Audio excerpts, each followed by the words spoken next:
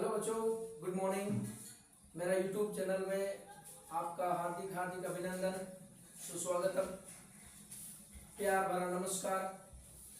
आज हम आपके सामने लेकर आए हैं क्लास 10th का सब्जेक्ट इकोनॉमिक्स के अंतर्गत का चैप्टर 1 को, और वो चैप्टर 1 होगा विकास, है ना। आपके सामने मैंने लिखा है, आप देख सकते हैं, ये विकास चैप्टर, डेवलपमेंट नामक चैप्टर का हम लोग आज बहुत बेहतरीन तरीके से अध्ययन करने वाले हैं। इससे पहले हमने आपको हिस्ट्री और ज्योग्राफी के दो चैप्टर का अध्ययन कराया है हमारे यूट्यूब चैनल में। आप जाकर के सुनील सर ऑफिशियल में जाकर के आप देख सकते हैं मेरे हिस्ट्री और ज्योग्राफी के वीडियो को। और आज हम लोग बहुत बेहतरीन तरीके से विकास चैप्टर को समझने की कोशिश करेंगे। विकास चैप्टर का पार्ट 1 होगा। तो आइए समझते हैं, बिना देर किए अध्ययन की तरफ हम लोग पहुंचते हैं, और वो अध्ययन होगा विकास का, डेवलपमेंट का। हम बात कर लें किसी भी बोर्ड का, तो ये पढ़ाई जो मैं दे रहा हूँ आपको, वो किसी भी बोर्ड के बच्चों के लिए बहुत ही उपयोगी साबित होने वाला है मेरे बच्चों। चाहे आप झारखंड बोर्ड के हों, चाहे आप बिहार बोर्ड के हों, चाहे यूपी बोर्ड के हों, जिस किसी हिंदी भाषी बोर्ड के बच्चे देख रहे होंगे मेरे वीडियो को, देखेंगे मेरे वीडियो को, वॉच करेंगे, तो उनको फायदा ही होगा, है ना। आइए हम लोग कहानी करेंगे। सबसे पहले इसके अंतर्गत विकास चैप्टर। तो विकास का मतलब क्या होता है? डेवलपमेंट। डेवलपमेंट दैट मीन्स विकास से तात्पर्य है प्रगति का। विकास से तात्पर्य प्रगति का होता है ना। जब हम प्रगति कर रहे होते हैं, जब हम किसी भी क्षेत्र में विकास कर रहे होते हैं, तो उसे हम विकास कहते हैं, उसे हम डेवलपमेंट कहते हैं, है ना। अब हम इसमें देखेंगे कि विकास के मायने लोगों का अलग अलग होता है। हम इसमें बहुत थोड़ा सा सारांश के आधार पर आपको मैं बताने की कोशिश करूंगा शॉर्ट में इस चैप्टर को। हालांकि इससे भी आपको ये पूरा चैप्टर समझ में आ जाने वाला है, किसी प्रकार का कोई संदेह नहीं होगा। तो हम पहले बात कर ले क्या कि विकास, इस चैप्टर में विकास का मतलब क्या होता है कि डेवलपमेंट दैट मीन्स प्रगति। जब मानव किसी भी क्षेत्र में प्रगति कर रहा हो, तब हम उसे कहेंगे विकास हो रहा है। लेकिन विकास के मायने लोगों का अलग अलग होता है ना। सबसे पहले इसमें हम लोग ये समझेंगे विकास की अवधारणा को, और विकास की अवधारणा के तहत हम लोग ये देखेंगे कि लोगों की विकास के मायने जो होते हैं ना, वो लोगों का अलग अलग होता है। अलग अलग लोगों के विकास के मायने अलग अलग होते हैं। एक भूमिहीन मजदूर के विकास के मायने अलग होता है, एक समृद्ध किसान के विकास का मायने अलग होता है, एक उद्योगपति के विकास के मायने अलग होता है, एक अमीर घराने की लड़की के विकास के मायने अलग होता है, एक बेरोजगार युवक के विकास के मायने अलग होता है। इस प्रकार से आप कह सकते हो कि तमाम लोगों के विकास के मायने अलग अलग होते हैं मेरे बच्चों, है ना। जैसे एक भूमिहीन मजदूर के विकास के मायने क्या होगा कि बेहतर से बेहतर काम मिल सके, बेहतर से बेहतर काम मिल सके। जिस मजदूर के पास जमीन नहीं है वो भूमिहीन मजदूर होगा, और उसको क्या होगा, प्रत्येक दिन काम का तलाश होगा। बिल्कुल सही बात है। और प्रत्येक दिन काम के बदले उसे बहुत बेहतरीन तरीके से पैसा मिल जाए, उसे नियमित रूप से उसके काम के बदले उसका भुगतान हो जाए, तो और उसके बच्चे उसके गांव के विद्यालय में बेहतर तरीके से शिक्षा प्राप्त कर सके। यानी एक भूमिहीन मजदूर के विकास का लक्ष्य ये होता है। अगर एक समृद्ध किसान के विकास का लक्ष्य हम बात करें, तो एक समृद्ध किसान के विकास का लक्ष्य क्या होगा कि उसका अधिक से अधिक स्तर पर उत्पादन हो सके, उसके अनाजों का अधिक से अधिक स्तर पर उत्पादन हो सके, और फिर उसके उत्पाद का अधिक से अधिक मूल्य प्राप्त हो सके। नहीं, अब उसके उत्पाद का अधिक से अधिक उसे मूल्य प्राप्त हो सके, और फिर सस्ते और कुशल श्रमिक मिल सके, सस्ते और कुशल श्रमिक मिल सके, उसके बच्चे विदेश में पढ़ सके। नहीं, फिर उसके साथ उसका विकास का लक्ष्य क्या होगा कि उसके बच्चे विदेश में पढ़ सके। एक बेरोजगार युवक के विकास का लक्ष्य क्या होगा कि उसे रोजगार मिले, उसे नियमित रोजगार मिले, जिसके कारण वो रोजगार प्राप्त करके अपने जीविकोपार्जन चला सके। एक अमीर घराने की लड़की के विकास का मतलब क्या होगा कि वो स्वतंत्र रहे, वो अपना फैसला खुद कर सके, है ना, वो स्वतंत्र रहे, अपना फैसला खुद कर सके। तो अभी हमने देखा कि अलग अलग व्यक्तियों के विकास का लक्ष्य अलग अलग होता है ना। अब हम बात करें अर्थव्यवस्था का, तो इकोनॉमिक्स दैट मीन्स अर्थव्यवस्था। तो अर्थव्यवस्था बोल रहा है वह ढांचा, है ना, बोल रहा है वह ढांचा ढांचा जिसके अंतर्गत आर्थिक क्रियाओं का अध्ययन किया जाता है, वह ढांचा या वह प्लेटफॉर्म जिसके अंतर्गत आर्थिक क्रियाओं का अध्ययन किया जाता है। दैट मीन्स सिंपल सी बात हम कर लें कि वह प्लेटफॉर्म या वह ढांचा जिसके अंतर्गत केवल और केवल आर्थिक क्रियाओं का स्टडी किया जाता है, अर्थव्यवस्था कहलाता है ना। क्या कहलाता है? अर्थव्यवस्था कहलाता है मेरे बच्चों। अब हम बात कर लें कि आर्थिक विकास, आर्थिक विकास किसे कहते हैं? Economic development. इकोनॉमिक डेवलपमेंट किसे कहेंगे? कहने का मतलब हुआ कि हम देखेंगे कि आर्थिक विकास कैसी प्रक्रिया है, बोला ऐसी प्रक्रिया जिसके द्वारा एक अर्थव्यवस्था की प्रति व्यक्ति आय, बोल रहा है कि ऐसी प्रक्रिया जिसके द्वारा एक अर्थव्यवस्था की प्रति व्यक्ति आय लंबे अवधि में बढ़ती जाती है, आर्थिक विकास कहलाता है। क्या कहलाता है मेरे बच्चों? आर्थिक विकास कहलाता है। मैं पुनः एक बार बोलूं, पूरा एक ऐसी प्रक्रिया जिसके द्वारा एक अर्थव्यवस्था की पर कैपिटा इनकम, प्रति व्यक्ति आय लंबे अवधि में बढ़ती है, आर्थिक विकास कहलाता है ना। क्या कहलाता है? आर्थिक विकास कहलाता है। आप ध्यान देंगे कि हम बात कर लें आर्थिक विकास का, तो आर्थिक विकास केवल इनकम से नहीं हो सकता। बोला आर्थिक विकास का मतलब क्या होता है कि इनकम के साथ साथ जीवन की गुणवत्ता भी बरकरार रहे, है ना। इनकम के साथ साथ, आय के साथ साथ अगर व्यक्ति के जीवन की गुणवत्ता भी आ जाए तो हम संपूर्ण डेवलपमेंट कहेंगे, तभी संपूर्ण डेवलपमेंट कहा जा सकता है मेरे बच्चों। तो हम बात कर ले अब विकास का। बोला विकास के लक्ष्य विभिन्न लोगों के लिए भिन्न भिन्न होता है। अभी मैंने समझाया आपको कि विकास का लक्ष्य जो होता है, डेवलपमेंट का जो लक्ष्य होते हैं ना, वो अलग अलग लोगों के लिए अलग अलग होता है। समाज में विभिन्न प्रकार का लोग रहता है, समाज में विभिन्न प्रकार के समुदाय के लोग रहते हैं, आप देखते होंगे।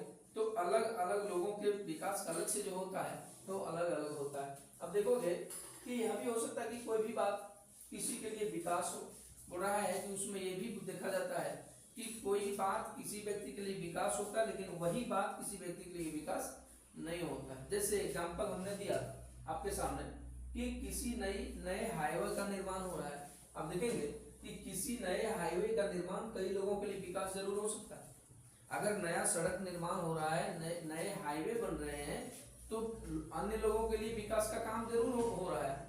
लेकिन जिस किसान की भूमि पर हाईवे का निर्माण किया जा रहा है, जिस किसी व्यक्ति के भूमि पर हाईवे का निर्माण किया जा रहा है, उस व्यक्ति के लिए ये विकास नहीं होता है, उस व्यक्ति के लिए ये विकास नहीं होता बल्कि विनाश होता है। तो मैं बात कर लूं कि विकास किसी व्यक्ति के लिए विकास होता है और किसी व्यक्ति के लिए वह विनाश भी होता है मेरे बच्चों।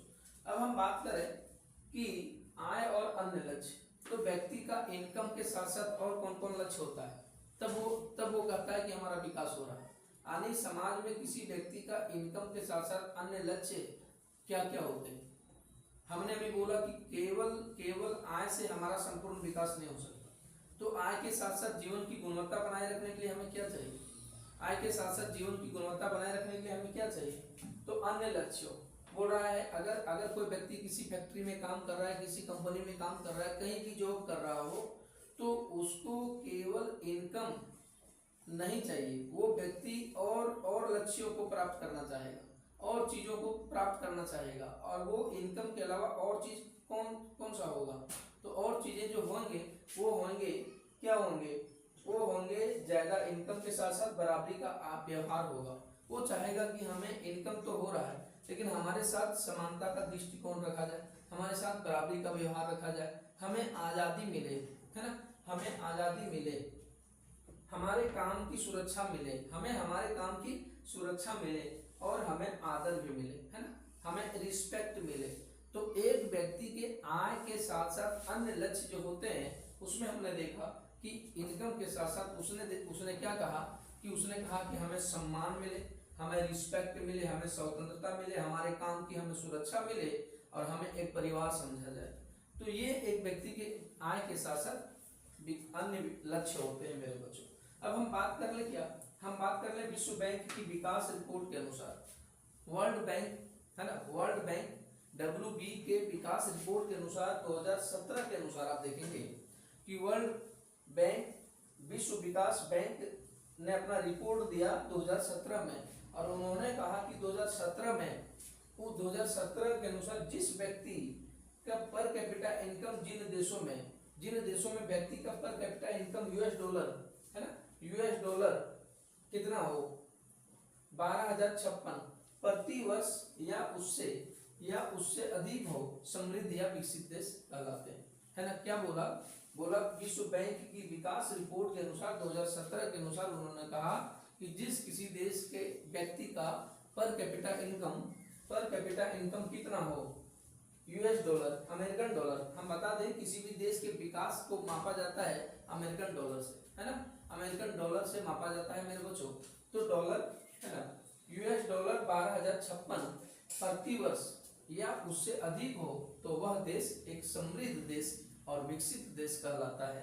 अब हम बात कर लें कि जिनकी आय यूएस डॉलर 995, पूरा जिनकी आय यूएस डॉलर 995 प्रति वर्ष या उससे कम हो तो वह देश विकासशील अथवा निम्न आय वाला देश कहलाता है।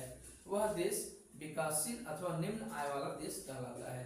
तो आप देखेंगे कि हमारा देश विकासशील देश है ना। तो विकासशील देश है जरूर, बोल रहा है उच्च आय वाला देश में भी हमारा देश सम्मिलित नहीं है, ना ही निम्न आय वाला देश में सम्मिलित है।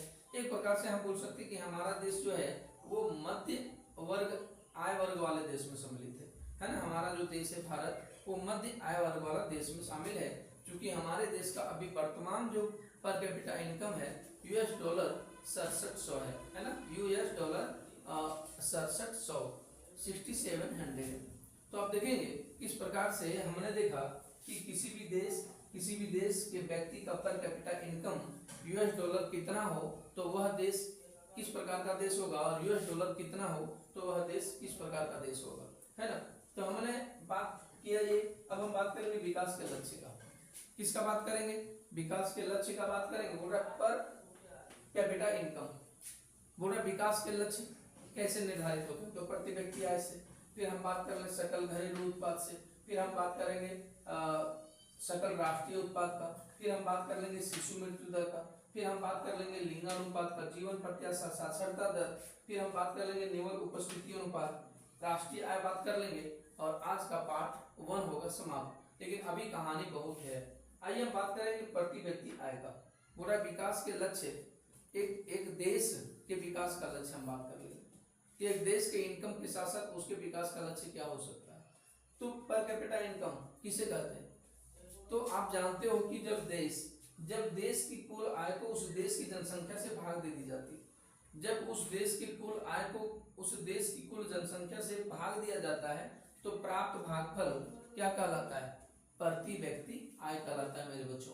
प्राप्त भागफल क्या कहलाता है, प्रति व्यक्ति आय कहलाता है। यानी per capita income is equal to प्रति व्यक्ति आय बराबर देश की कुल आय बटे देश की कुल जनसंख्या, है देश की कुल आय बटे देश की कुल जनसंख्या। वर्ष 2017 की विश्व विकास रिपोर्ट के अनुसार आप देखोगे कि भारत में प्रति व्यक्ति आय यूएस डॉलर 1820 है। हालांकि अब ये बढ़ चुका है, हमने अभी बोला 6700 है, 6700। तो ये डाटा घटते बढ़ते रहता है। हम बात कर लें सकल राष्ट्रीय उत्पाद का। अब बात करेगा जीएनपी, है ना, सकल राष्ट्रीय उत्पाद, gross national product, gross national product बोला किसी देश में उत्पादित कुल आय को, किसी देश में उत्पादित टोटल इनकम को है, किसी देश में उत्पादित कुल आय को सकल राष्ट्रीय उत्पाद कहा जाता है। अगर हम सिंपल में बोले, अगर हम साधारण सेंटेंस में इसका डेफिनेशन बोले तो किसी भी देश में उत्पादित कुल आय को सकल राष्ट्रीय उत्पाद कहा जाता है मेरे बच्चों, जीएनपी कहा जाता है। बोला जीएनपी में हर प्रकार की आर्थिक क्रिया, है ना, हर प्रकार की आर्थिक क्रिया सम्मिलित होते हैं और उसे कहा जाता है, आप देखेंगे जीएनपी। हम बात कर लें किसका, हर प्रकार की क्रिया से होने वाली आय की गणना की जाती है।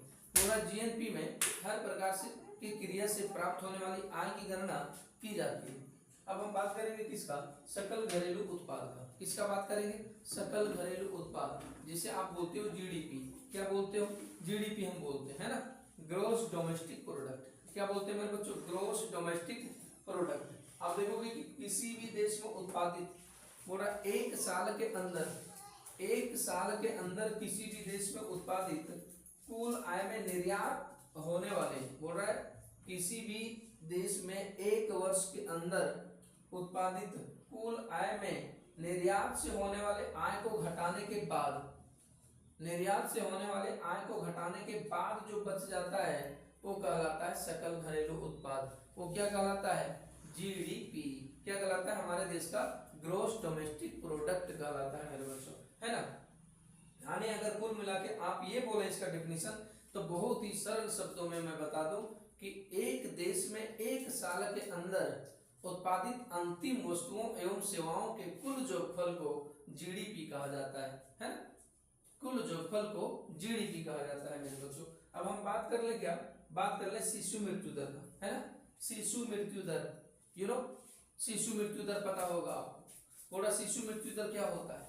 तो एक साल के अंदर, बोला एक साल में जन्म लिए 1000 बच्चे, जितने भी बच्चे जन्म लेते हैं उसमें से 1000 जन्म लिए बच्चों में एक साल के अंदर मृत बच्चों के अनुपात को क्या कहते हैं? शिशु मृत्यु दर। क्या कहते हैं? देखिए स्पष्ट लिखा है, मैंने लिखा कि किसी भी क्षेत्र में स्वास्थ्य सेवाओं की उपलब्धता और गुणवत्ता मापने का महत्वपूर्ण पैमाना होता है।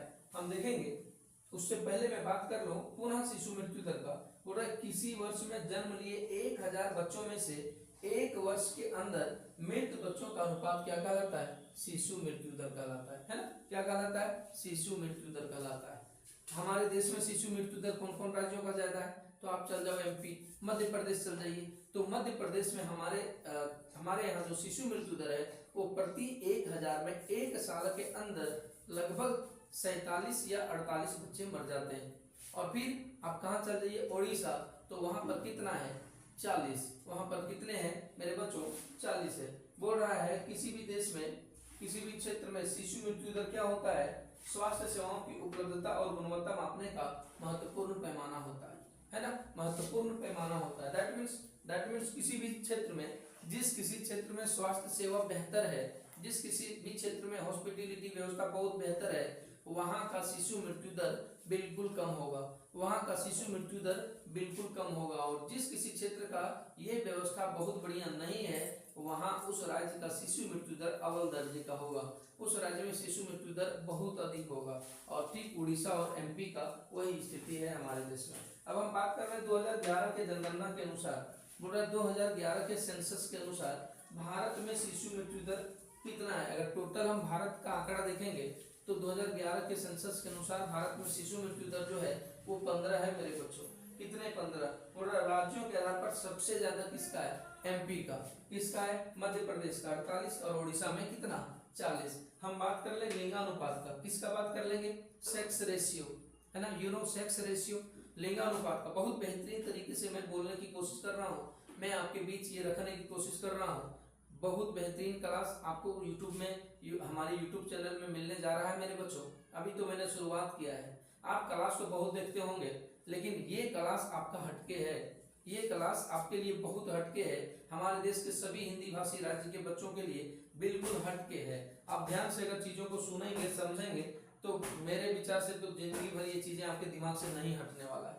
हम बात कर ले किसका? बात कर ले सेक्स रेशियो का। हम बात कर ले लिंगानुपात का। तो आप देखेंगे कि प्रति 1000 पुरुषों की तुलना में, बड़ा सिंपल डेफिनेशन है इसका, बोल रहा है प्रति 1000 पुरुषों की तुलना में, प्रति 1000 पुरुषों की तुलना में महिलाओं की संख्या सेक्स रेशियो कहलाता है। क्या? लिंगानुपात कहलाता है मेरे बच्चों। लिंगानुपात का जो डिफिनीशन होगा वेरी सिंपल है। प्रति 1000 पुरुषों की तुलना में महिलाओं की संख्या क्या कहलाता है? लिंगानुपात कहलाता है। आपके देश का सेक्स रेशियो कितना है?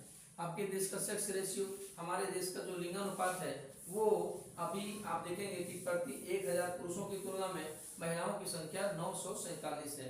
947 के आसपास आप देखेंगे। सबसे ज्यादा सेक्स रेशियो किसका है? आप देखेंगे कि हमारे यहाँ केरल राज्य का लिंगानुपात बहुत ज्यादा है। फिर वहां पर हम साक्षरता का बात कर लें तो बहुत ज्यादा है। तो सबसे अधिक साक्षर और फिर लिंगानुपात और फिर स्वास्थ्य और शिक्षा के दृष्टिकोण से सबसे ज्यादा बेहतर स्थिति में जो राज्य है हमारे देश में वो केरल ही हो जाएगा मेरे बच्चों। कौन हो जाएगा? केरल हो जाएगा। हम बात कर ले क्या? जीवन प्रत्याशा का। हम किसका बात कर ले? हम बात कर ले जीवन प्रत्याशा का। बहुत बेहतर चीज है ये जीवन प्रत्याशा। थोड़ा डिफिकल्ट आपको लग रहा होगा सुनने में, लेकिन है बहुत आसान। बस सिंपल तरीके से इस चीज को आप दिमाग में उतार लीजिए कि जब किसी भी बच्चे के जन्म के समय, जब किसी बच्चों के जन्म के समय ये अनुमान लगाया जाए कि ये बच्चा कितना साल तक जीवित रह सकता है, ये बच्चा कितना साल तक जीवित रह सकता है, दैट मीन्स जीवन प्रत्याशा, उसी को जीवन प्रत्याशा कहते हैं मेरे बच्चों। मतलब अगर हम कहें कि किसी भी बच्चा का जन्म के समय लगाया जाने वाला अनुमान कि ये बच्चा कितना दिन तक जीवित रहेगा, जीवन प्रत्याशा कहलाता है। आप देखेंगे कि 2011 के जनगणना के अनुसार पुरुषों की संभावित आयु, यानी जो जीवन प्रत्याशा के तहत जो एक संभावित आयु तय की जाती है, आप देखेंगे कि 2011 में जनगणना हुआ और 2011 में जनगणना के अनुसार पुरुषों की संभावित आयु जो भारत में तय की गई, जो अनुमान किया जाता है वो किया गया था 67 वर्ष। कितना? 67 ईयर्स, 67 वर्ष। और महिलाओं की संभावित आयु जो ज्ञात की गई थी वो 72 वर्ष था। तो इससे व्याप्त जीवन स्तर का पता चलता है। बोल रहा इस संभावित आयु से, इस जीवन प्रत्याशा से क्या पता चलता है? व्याप्त जीवन स्तर। क्या पता चलता है? व्याप्त जीवन स्तर पता चलता है। अब हम बात कर लें किसका? हम बात कर लें निवल उपस्थिति अनुपात का। किसका बात कर लें? निवल उपस्थिति अनुपात का। दैट मीन्स क्या होता है? होता है कि 6 से 10 वर्ष की आयु के, 6 से 10 वर्ष की आयु के स्कूल जाने वाले कुछ बच्चों का उस आयु वर्ग के कुल बच्चों के साथ प्रतिशत क्या कहलाता है? निवल उपस्थिति अनुपात। कुल मिलाकर जब सिंपल भाषा में आप समझें तो वह बच्चा जो विद्यालय जाता है, वह बच्चा जो विद्यालय जाता है, उन बच्चों की विद्यालय में उपस्थिति निवल उपस्थिति अनुपात कहलाता है। अब हम बात कर लें क्या? नेशनल इनकम का। हम बात कर लें राष्ट्रीय आय का। तो आज का यह अंतिम टॉपिक पर मैं जिक्र करूंगा और वो हमारे देश का ये आज का जो होगा वो पार्ट 1 का आखिरी टॉपिक और पार्ट 1 उसके बाद होगा समाप्त। तो पुनः पार्ट 2 के लिए हम लोग आगे मिलेंगे। हम राष्ट्रीय आय का बात कर रहे हैं। बोल रहा देश के अंदर, बोल रहा क्या? देश के अंदर उत्पादित सभी वस्तुओं और सेवाओं के मूल्य, बोल रहा है देश के अंदर उत्पादित सभी वस्तुओं और सेवाओं के मूल्य तथा विदेशों से प्राप्त शुद्ध आय के योग को क्या कहते हैं? National income. क्या कहते हैं? राष्ट्रीय आय। दैट मीन्स देश के अंदर उत्पादित सभी वस्तुओं और सेवाओं के मूल्य में विदेशों से प्राप्त शुद्ध आय के योगफल को भी क्या कहते हैं? यानी टोटल योगफल को भी, अगर हमारे देश का कोई व्यक्ति विदेश में कमा रहा है तो उसके इनकम को भी जोड़ करके निकाला जाता है नेशनल इनकम और वह कहलाता है देश का राष्ट्रीय आय। तो बच्चों आपको यह वीडियो कैसा लगा ये हमें कमेंट में बताएंगे और हमें एक रिस्पॉन्स देंगे ताकि मैं और कुछ सुधारने की कोशिश करूं और एक से एक बेहतर कंटेंट आपके लिए मैं लेकर के आ सकूं। तो आज पार्ट 1 में इतना ही। आप कैसे हैं? आप उम्मीद है कि स्वस्थ होंगे, मस्त होंगे, जबरदस्त होंगे और आगे के वीडियो देखने के लिए इसी प्रकार से हमारे चैनल को फॉलो करें, हमें फॉलो करें, चैनल को सब्सक्राइब करें, वीडियो को शेयर करें और जाते जाते जय हिंद वंदे मातरम कहना ना भूलें।